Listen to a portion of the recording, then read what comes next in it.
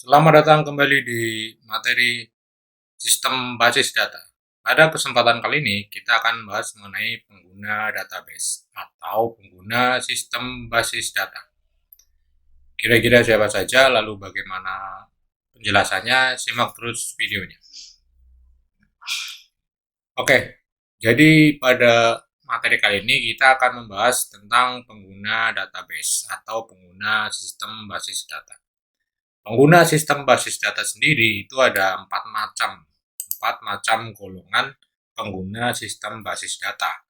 Pertama ada DBA, lalu yang kedua ada programmer, yang ketiga ada pengguna aplikasi, yang keempat ada pengguna akhir.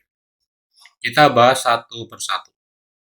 Yang pertama, DBA atau Database Administrator.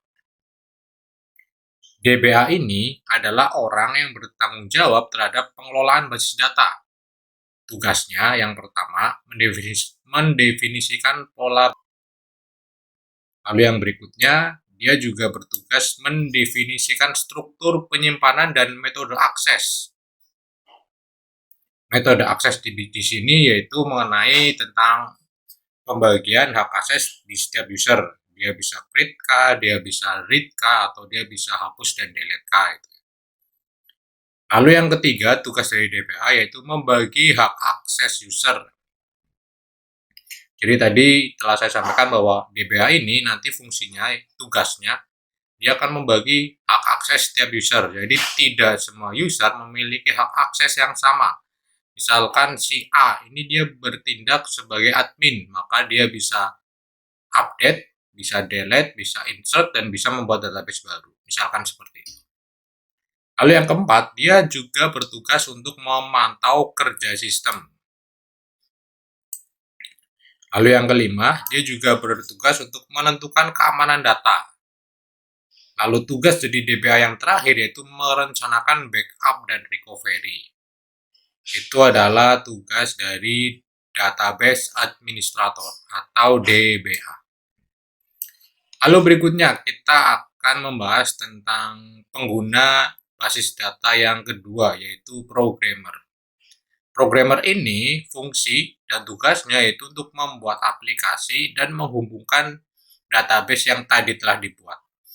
Jadi kalau DBA adalah orang yang paling berwenang terhadap database tersebut, programmernya yaitu membuat aplikasi lalu menghubungkannya dengan database yang telah dibuat. Lalu setelah programmer itu ada pengguna aplikasi. Pengguna aplikasi ini contoh sederhananya adalah admin. Admin pada sebuah aplikasi tertentu. Misalkan aplikasi jual beli atau aplikasi kasir atau aplikasi apa gitu. Ya kan punya admin. Nah, admin ini adalah pengguna database. Admin ini yang nanti akan melihat, mendata, membuat, menghapus database yang ada.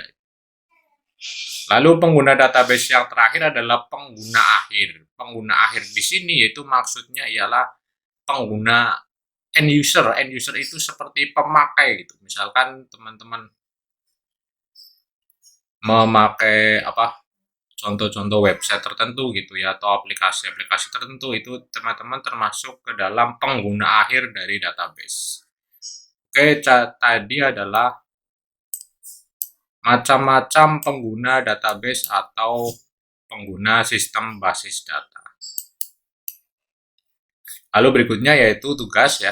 Jadi teman-teman silakan rangkum materi pada video kali ini, dirangkum menjadi satu, lalu kirim hasilnya atau rangkumannya ke WhatsApp yang ada di link deskripsi video ini.